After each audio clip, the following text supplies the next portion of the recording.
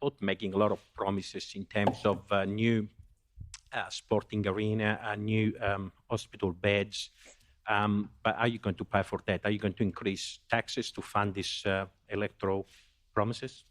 Well, Premier, first to you. Well, it's a great question, and we put our costings out. We put them out on Monday. We've been prudent with your money. $288 million are our election commitments, and we can do that because we already have many of the things which are critical to keep our economy moving built into the budget, which returns to surplus next financial year. I'm very proud that South Australia is the only jurisdiction in the country outside Western Australia which will be back in the black next financial year. The ratings agency took us from the lowest rated budget in the entire country, below Tasmania, to equal top with New South Wales. And we are now in front of Victoria for the first time ever. And that's something that all South Australians should be proud of.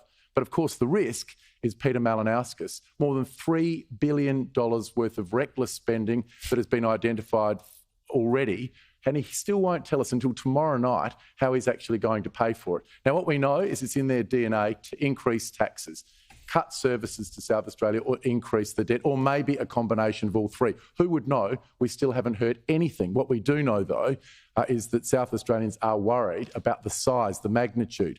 Peter Malinauskas running around with blank cheques, basically saying to every person, here's some money for you, here's some money for you.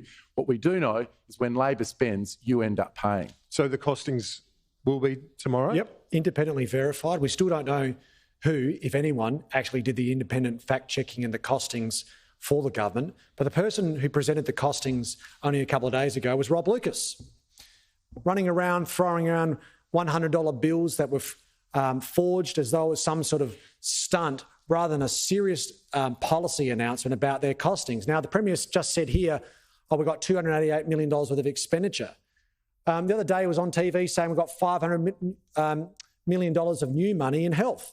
So we've just had confirmation that their plan to fix health is a small beer in the size of the challenge. Yes, we are committed to substantial expenditure to fix the ramping crisis, but we've already started telling people how we're going to pay for it. We're not going to proceed with the $662 million Riverbank Arena. The Riverbank Arena is a nice to have.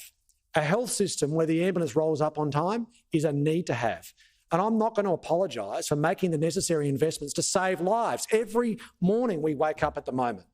And there's another report of a South Australian losing their life waiting for an ambulance. So in the last 2 days, we've had a 20-year-old lose their life while waiting for an ambulance, a person in their 50s waiting for an ambulance passing away, and someone in their 90s. This can happen to anybody.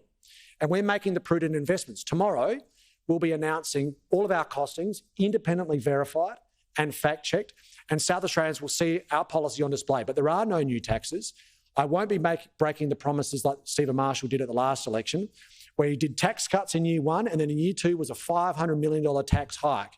Retrospective land tax changes, breaking up the formula that had been in place for 20 years about fees and charges. We won't be pursuing that policy because we're committed to a prudent investment in our health system to get it back on track.